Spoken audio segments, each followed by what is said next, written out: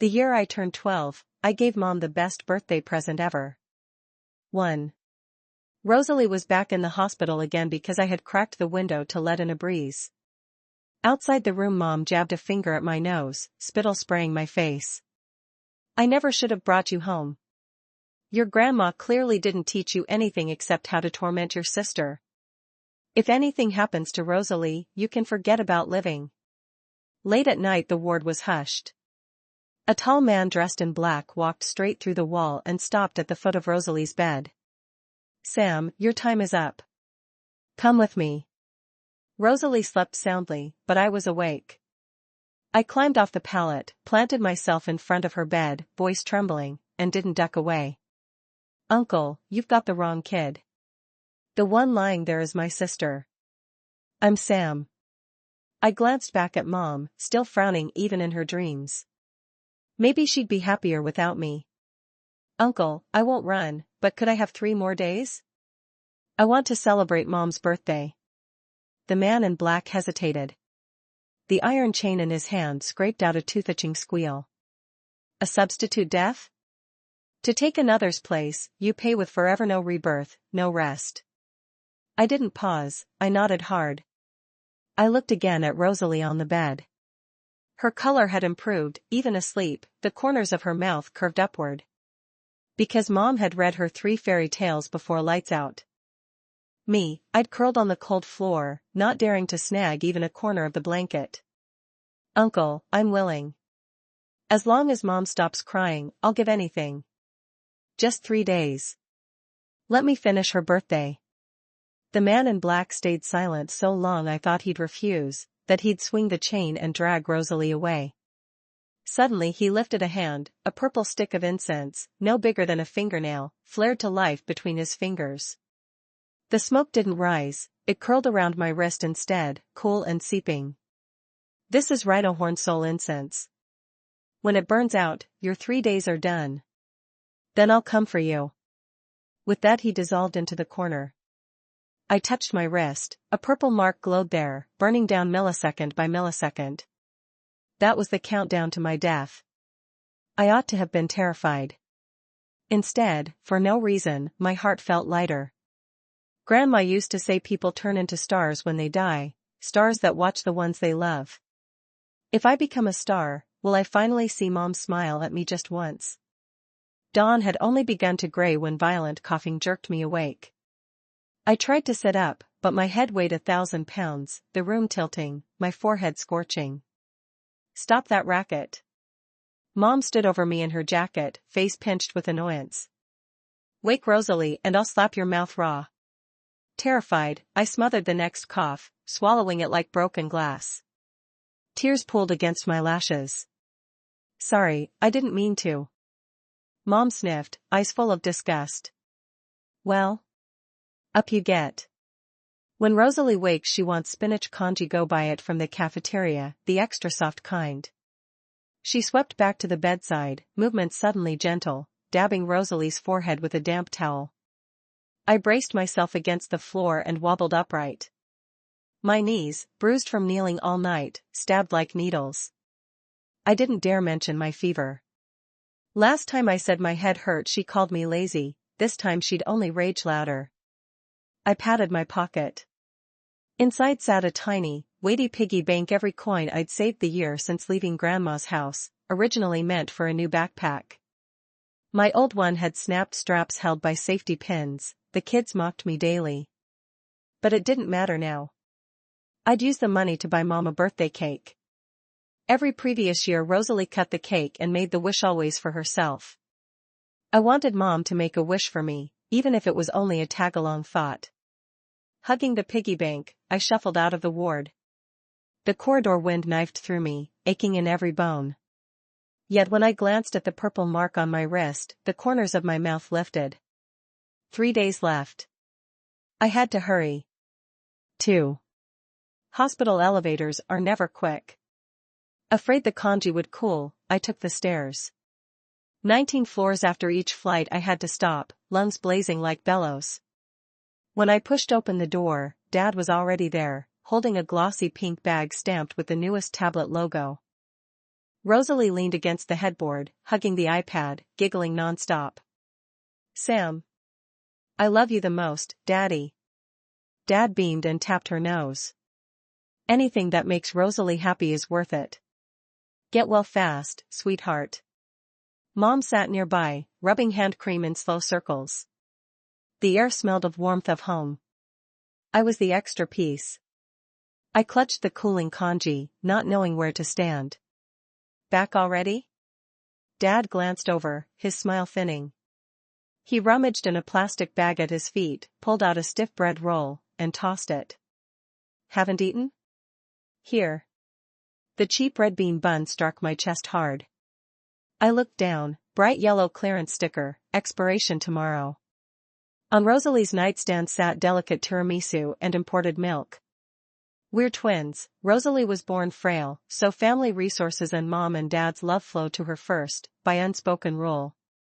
Emery, I murmured, bending to pick up the bread. Food is food, Grandma always said gratitude matters. Daddy, Rosalie suddenly piped, pouting. I want maple roasted chestnuts from Maple. My mouth tastes bitter. Outside, thunderclouds dumped sheets of rain. Dad eyed the window, hesitant. Rosalie, it's bucketing down. How about when it stops? Rosalie's eyes reddened instantly. No, now dash asterisk cough, cough, cough asterisk. One cough and pandemonium, Mom thumped her back, Dad spun in circles. Okay, I'll go. He reached for the umbrella, then noticed me in the corner and paused. Lily, he called, your sister wants chestnuts. Run and get them. Your mom and I can't leave her. Your young quick legs. Hop to it. I opened my mouth. I am dizzy, the storm, but his look swallowed every word. All right. I set down the bread, of which I'd managed one bite, and walked into the downpour. I had no umbrella. The only one leaned by the door, Dad never offered, and I didn't dare take it. Rain hammered my skin, the world swayed like a ship. I couldn't slow. What if the stall closed? What if Mom decided I was useless? Maple was 3 blocks away. Water swallowed my ankles, shoes sloshing with mud. When I reached the cart, Gomez stared as if I were a ghost. Kid, where are your parents in weather like this? I managed a weak smile and said nothing. I hugged the steaming paper bag to my chest, shielding it with my body. On the way back I hurried too fast. I slipped beside a flooded gutter and cracked my knee on the curb. Heart lurching, I checked the chestnuts, paper intact, nuts still hot. Relief washed over me, I limped on. Back in the ward I dripped puddles everywhere. What took you so long? Mom hissed. You're stomping around. Rosalie just fell asleep. The paper bag of chestnuts froze in my hands. Dad sat on the sofa scrolling on his phone, never looking up. Put it on the table. You're soaked. Go dry off. Don't give Rosalie your germs. No one noticed the blood still dripping from my knee. No one asked if I was cold. I slipped out of the room and curled into a ball on the corridor chair, staring at the abandoned bag of chestnuts. Rosalie wouldn't touch them when she woke up. She never ate chestnuts once they'd gone cold. The thing I'd bought with half my life would probably end up in the trash. Late at night I watched the incense bracelet on my wrist, a third had already burned away. I whispered to the empty air. Uncle Silas, do people really have souls after they die? I want to see if Mom will cry for me, just once. The silence answered nothing. 3. The third day was Mom's birthday. My fever had eased a little, but my head still spun. Only the tiniest purple spark remained on my wrist. I went to the nurse's station and begged until nurse finally let me use the on-call lounge kitchen for an hour. Kid, you look awful. Go rest, she said, stroking my hair. I ducked away. I wasn't used to being touched, even kindly. Casey, I want to cook Mom a meal. It's her birthday. I spent every last coin in my pocket at the market. Sweet and sour ribs, steamed base, scrambled eggs with tomatoes, dishes Mom loved. Grandma used to say, snag a person's stomach and you snag their heart. I'd never snag Mom's heart. But I still had to try. The oily smoke made me cough, my hand shook so badly I almost sliced my fingers. Still, I worked with absolute care. Blanch the ribs, caramelize the sugar, simmer low, every step deliberate. When it was done, I packed the food into a warmer and carried it back. Rosalie was leaning over the bedside, reaching for the water glass. I set the warmer down fast. "Don't move, big sister will pour for you." I handed her the hot water gently. She was weak, her finger slipped before she had a grip. "Ow. It's hot, it's hot." She clutched her unburned hand, fat tears rolling though not a drop had touched her. That pitiful look was the weapon she'd wielded since kindergarten. The door burst open. What happened? Dad charged in, saw Rosalie crying and the shattered cup, and shoved me without thinking. "Your sister is this sick and you make her work?" The push sent me crashing onto the shards. A stab of pain shot through my palms, blood pooled, mixing with the hot water, shocking red. No, it wasn't Dash. My throat stuffed with cotton, no full word came out. Grandma said explaining equals talking back. Kids who talk back don't get loved. I stared at Dad's bloodshot eyes as he cooed over Rosalie's perfectly fine hand. Something inside me shattered for good. "I'm sorry." I lowered my head, my tears hit the bloody floor. I didn't hold it steady. "It's my fault." As long as I confessed, the storm would pass. As long as I didn't argue, Mom's birthday wouldn't be ruined. Sure enough, Dad's anger cooled a notch. "Get out of the way, stop being a bother." Biting back the pain, I gathered every shard, then rolled the warmer forward. "Mom, I cooked this for you." "Happy birthday." She had just walked in, her brows knitted at the mess. But when she saw the dishes, her face softened. She didn't scold me. While we ate, Rosalie monopolized Mom's attention. I sat in the corner with my bowl of cold rice. Suddenly a rib landed in my bowl. Mom had put it there. Enough with the long face. "It's a happy day, eat more. These ribs are decent, you've got Grandma's touch." Tears flooded my eyes. It was the first time Mom had served me food, the first compliment she'd ever given. I put the rib in my mouth. Salty, nothing but tears. Yet I chewed carefully, unwilling to spit out even the bone. Probably the best thing I'd ever tasted. Probably the last. 4. After supper, night closed in completely. I touched my wrist, the purple bracelet was down to its final spark, ready to die. From under the bed I pulled the tiny cake bought with my last savings. No bigger than my palm, the cream smeared from being squeezed. The cheapest one in the shop. I set the single candle, lit it, and carried the cake to Mom. "Mom, blow the candle." The weak flame flickered over her face, vague and distant. Rosalie leaned in, frowned. "Gross, that icing looks heavy." "Mom, I want the Michelin one with the black swan." Dad stroked her hair at once. "Sure thing, sweetheart, tomorrow Dad will buy it. This one, we'll make do, after all, it's your sister's gesture." Make do. That's all I ever am. Mom said nothing, she closed her eyes and folded her hands. I wish Rosalie a speedy recovery, a long life, no pain, no illness. Beside her I made a silent wish too. May Mom's wish come true. May Mom and Dad love me a little more next life. Even a tenth of what they feel for Rosalie would be enough. The candle went out, Mom cut a sliver, tasted it perfunctorily, then set it aside. Too sweet. She wiped her mouth and turned to peel an apple for Rosalie. Time was up, an icy chill climbed from my soles and swept through me. My sight blurred, sound stretched far and near. I knew Silas was coming. I laid down my fork and stood, my body felt weightless. "I'm kinda sleepy, going to bed." "Mom, happy birthday." My voice was a puff of wind. She didn't look up, busy feeding Rosalie sliced apple. Go on, go on.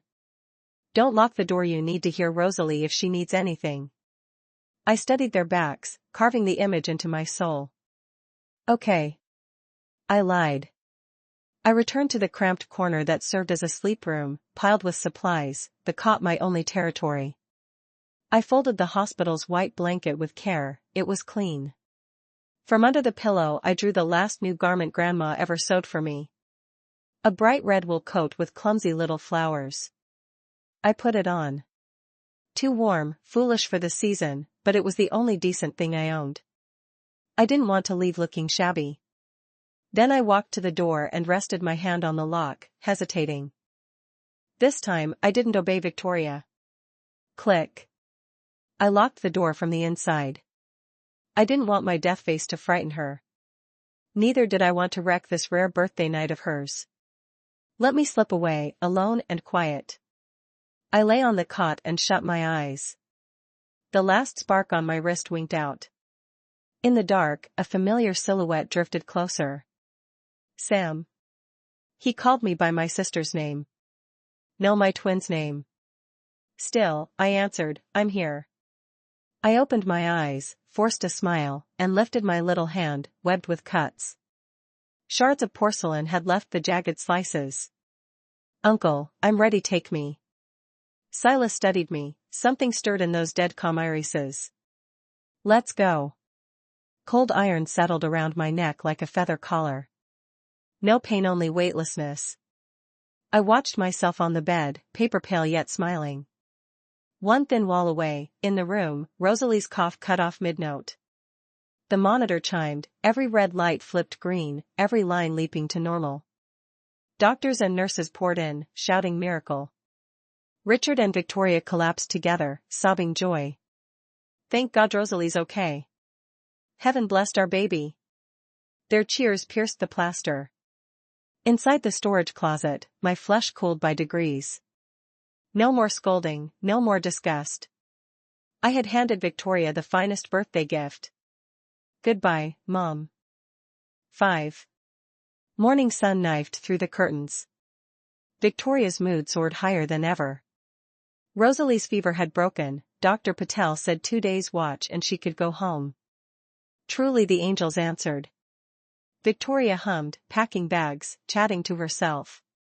Must have been that wish over the Michelin cake even if we never bought it. She'd already forgotten the $5 mini cake I'd carried in.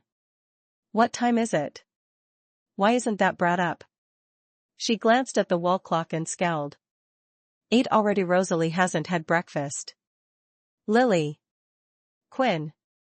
She shouted outside the door, silence answered. Rebelling now, are we? She hurled the towel down, stomped to the on-call lounge, and yanked the knob. It didn't turn. Locking me out? Fury flared, she pounded the panel. Quinn. Open this instant. Quit playing corpse, get out here and work.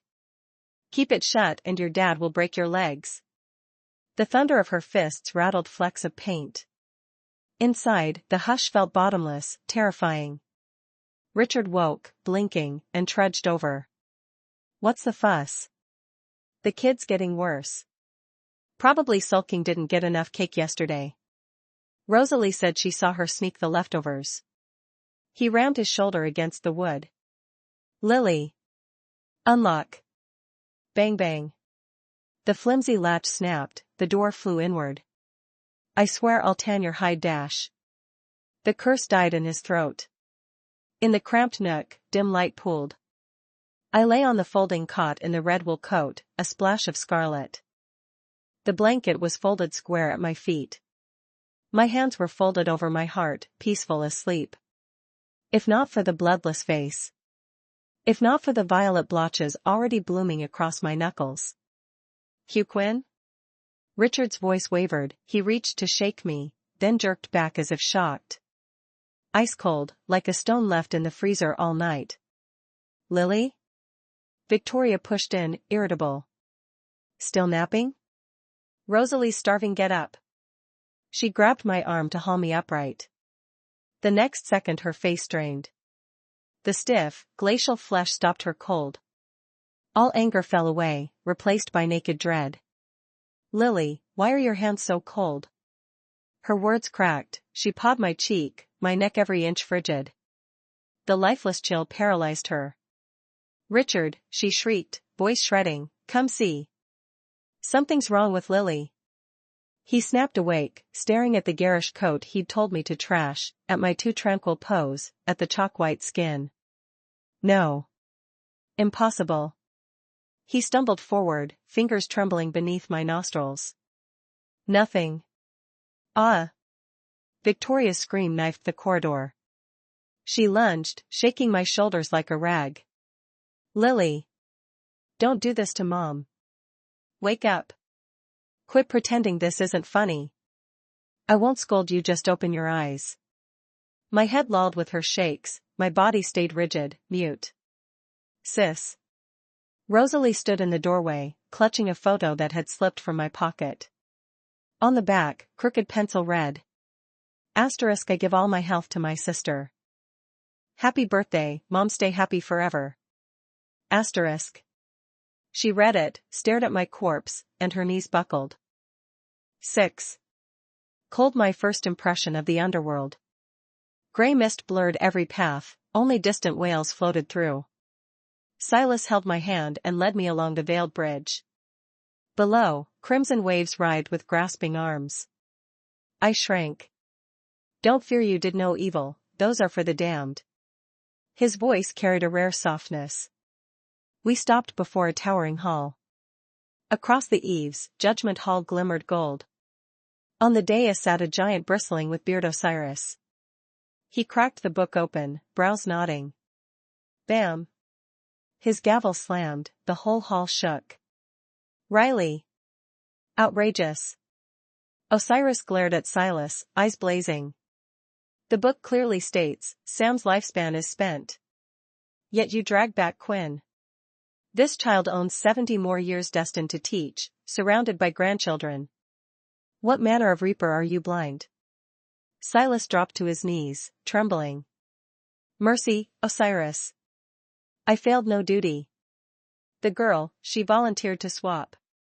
Claimed she was the elder twin, begged to trade her life for her sister's. Osiris froze. His saucer eyes lowered to me, still kneeling on the stone. The fury in his eyes turned to shock, then melted into a thread of pity. Little girl, you're doing this of your own free will? I nodded, my forehead pressed to the icy floor. Avery, it's my choice. I'm the big sister. Grandma said the big sister always gives way to the little one. Rosalie's body is weak, Mom and Dad can't lose her. I'm strong. I can bear it. I lifted my head, tears shimmering yet a smile on my lips. Besides, I already celebrated Mom's birthday. I have no regrets. Please, take Rosalie off your list. Give my life to her instead. The great hall sank into a deathly hush, even the imps in charge of torment froze, staring at me in dumb silence. Osiris let out a long sigh. Foolish child. There's no law in this world that says a big sister must die for the little one. With a sweep of his mighty hand, an enormous mirror appeared at the center of the hall. Its surface rippled like water under moonlight. Attendants opened the mirror of the mortal world. This king will see for himself whether these parents deserve your sacrifice. If they prove unworthy, I shall personally send you back to the land of the living. Inside the mirror appeared the hospital room after my death. By now it was a madhouse. Ramirez had arrived, and the coroner too. Dad sat collapsed on the floor, eyes vacant, clutching a corner of my red wool coat. Mom was grabbing Dr. Patel by the collar, screaming herself hoarse. How could it be heart failure? She's only 12, she was tough as a little ox. You misdiagnosed her. Your hospital killed my daughter. Dr. Patel sighed and, with an exhausted flick, shook off her grip and slapped the autopsy report onto the table. Parent, please calm yourself. The autopsy shows chronic malnutrition, Alex. There was hardly any food in her stomach, just a few raw red beans and a flood of gastric acid. She also carried multiple old injuries and several poorly healed fractures. 7. Dr. Patel jabbed at line after line on the report, voice sharpening with every word. On top of that, she died of severe pneumonia. She'd burned with fever for at least 2 or 3 days, her lungs were badly infected. How exactly did you people look after her? How could you not notice? This is outright abuse. Abuse. The word crashed down like a sledgehammer against their hearts. Mom fell silent in an instant. Trembling, she lifted the report and stared at the ghastly columns of text. Chronic malnutrition. Multiple old injuries. Severe pneumonia. Her hand shook violently, tears burst from her eyes. Pneumonia? She never told me. She said her head hurt. I thought she was pretending. She said she was hungry and I told her to eat some bread. Just then another Ramirez stepped in, a yellowed diary in hand. It had been found beneath my pillow. This is the deceased's journal. Ramirez thrust it toward Dad, accusation in every line of his face. Dad opened it with trembling fingers, page after page carried my timid heartbeats. February 10th. Took the blame for Rosalie over the broken vase. Mom called me a jinx, but I didn't cry. Big sisters protect little sisters. Aren't I good? May 8th. Dad bought me a day-old loaf on clearance. It was kind of hard and not very sweet, but I'm happy. Dad still loves me. August 15th. Grandma, I miss you. Mom hugged Rosalie for ages today. I wanted a hug too, but I'm dirty, so Mom wouldn't like it. October 1st. If I died, would Mom even think of me? Even for a minute would be enough. Smack. The diary hit the floor. Dad covered his face and let out a guttural howl. Lily. My Lily. Daddy was wrong. Daddy was so wrong. I'm an animal. I don't deserve to be your father. Mom snatched the diary and hugged it to her chest, wailing until her voice cracked, fainting from grief again and again. Give my daughter back. Please, heaven, give her back. I'm not a good mother, I am a monster. Outside the mirror I watched them sob like that. I didn't feel the sweet revenge I'd imagined, only a dull, suffocating ache. So I, too, could make them cry this hard. Osiris snorted. What use is it if only you see? This king will make them watch what kind of daughter they drove to her death. He leveled a finger at the mirror and thundered, enter the dream. The image in the mirror twisted, and I saw Mom and Dad in the ward slump into sudden sleep. Their souls were dragged out by an invisible force and set before the glass, bewildered, staring around. They couldn't see me, nor Osiris, only the scenes about to unfold. This is the chance I grant you, and the judgment upon them. 8. The mirror cut to that storm-drenched afternoon. I hugged the paper bag of roasted chestnuts and raced through puddles of muddy water. The fall had been brutal, knees slamming against the sharp curb, blood blooming in the murky rainwater. Watching from the mirror, Mom's body gave a violent jerk. She remembered how I'd limped back into the ward, remembered how she'd only screamed at me for waking Rosalie. She sank her teeth into her own hand to muffle her sobs, blood seeping through her fingers, yet she felt nothing. In that downpour I sent her out. She came back with her leg bleeding and I didn't even look. How could I not look? She raised her arm and slapped herself, the crack echoing through the hall. All I did was scold her for waking Rosalie. I deserved to die. Dad beside her squeezed his eyes shut, shaking head to toe. The scene shifted again, this time to the kitchen where I was pushed. Rosalie's hand slipped and a bowl shattered. Dad rushed in and shoved me onto the scorching water and razor-sharp shards without a word. I lay there in a pool of blood, palms shredded. That moment the last spark in my eyes died. I simply sat in that bloody water, blankly watching Dad gently blow on Rosalie's perfectly unhurt hand. The look I gave him was that of a puppy kicked to the curb. Watching his reflected self, Dad saw his face contorted by rage, eyes empty of the slightest pity for me. His legs buckled and he dropped to his knees. No. That's not how it was. I'd lost my head. I didn't know you were hurt, Lily. He stretched trembling hands into the air, clawing at nothing, desperate to bandage the child who was already gone. Lily. Daddy will kiss it better. Daddy will wrap it. But he grasped only emptiness, knocking his forehead against the cold floor over and over, each thud dull and final. I was wrong. I should be the one dead. At last the picture froze on that deep, deep night. My small figure, frail yet unshakable in the dark. I bargained with Uncle Silas, invisible in the air. Uncle, I won't run. My life is yours. But can I stay 3 more days? The day after tomorrow is Mom's birthday, I want to spend it with her. The instant those words sounded, it felt as though both worlds inside and outside the mirror stopped breathing. Mom collapsed, knocking her forehead against the floor again and again until the skin split and blood streamed. Hair wild, she stretched her arms toward the image of me and screamed herself raw. No. Lily, don't. I don't want the birthday anymore. I want nothing, just let my daughter live. Take my life instead. Give my girl back. Please somebody return my daughter to me. At last she understood, the birthday she'd cared about so much had been bought with the final 3 days of my life. The slice of cake she ate had been purchased with every cent I owned. Yet she'd called it ugly, called it tasteless. She hadn't even spared me a glance or a kind word before I died. That skinny child, summoning the last of her strength, had only wanted to make her smile once. And she had crushed that humble love beneath her own heel. 9. Osiris closed the book and looked at me, his gaze heavy. Quinn, look, they're sorry. They're willing to trade their own lives to bring you back. Just nod, and I'll bend the rules and let you return to life. Since the wrong soul was taken, we should set it right. Send Sam, whose time is truly up, down here, and you go back. You could live 70 more years, be a teacher, have children and grandchildren. I froze. Go back? Back to that house? Watch Mom and Dad tear themselves apart over Rosalie's death. Watch them stare at my face day and night and remember the dead Rosalie?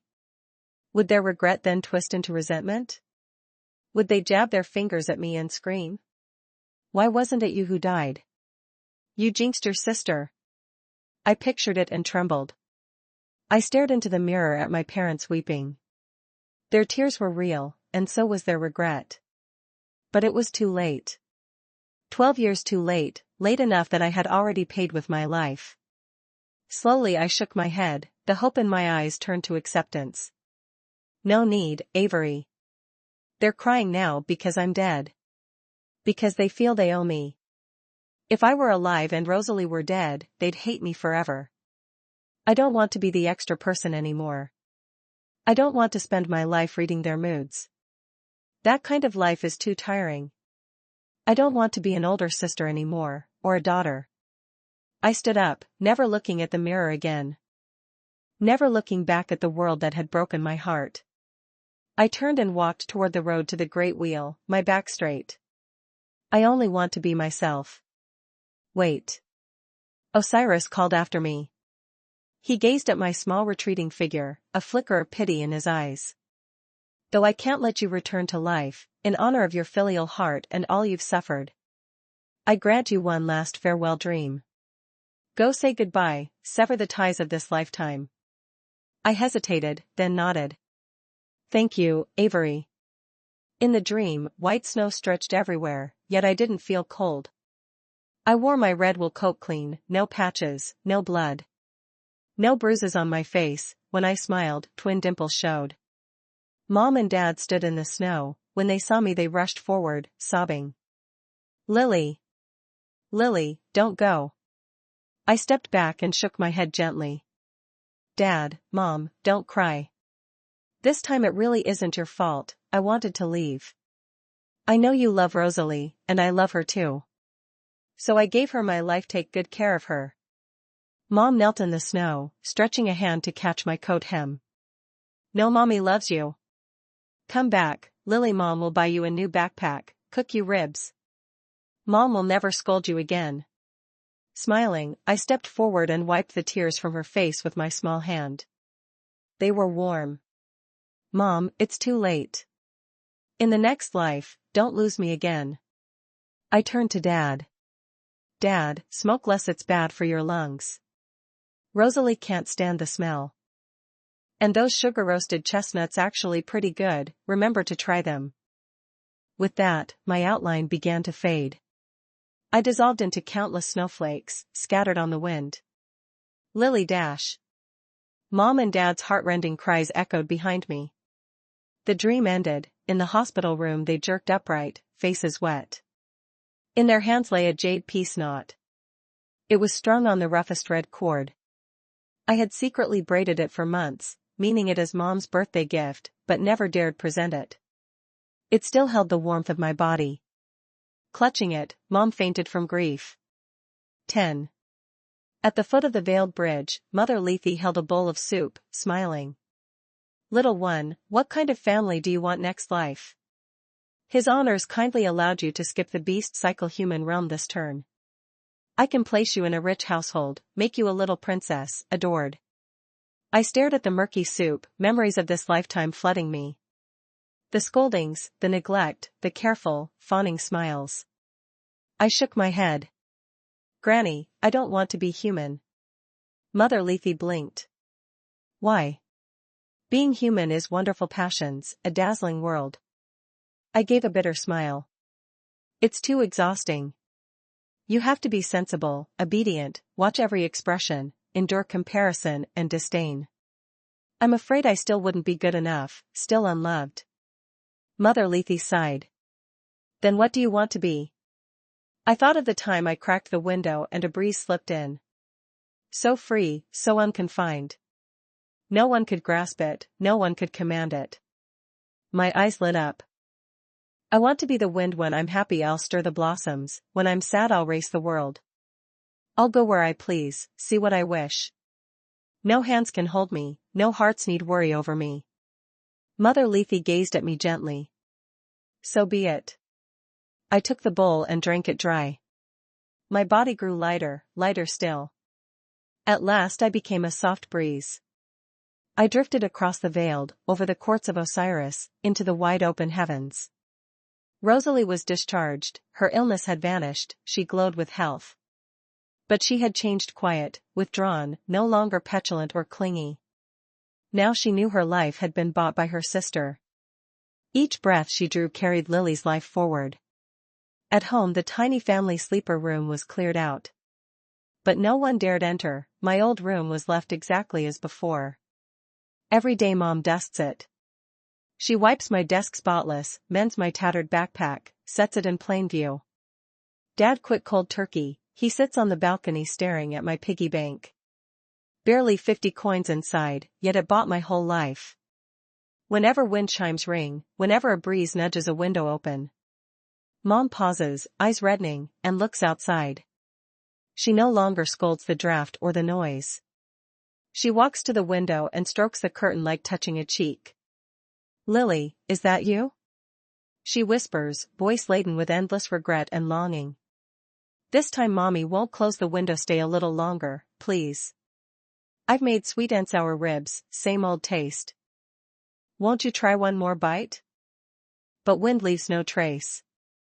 The curtain sways once, then settles. No answer comes. Only the jade piece knot by the window sways gently in the breeze. Goodbye.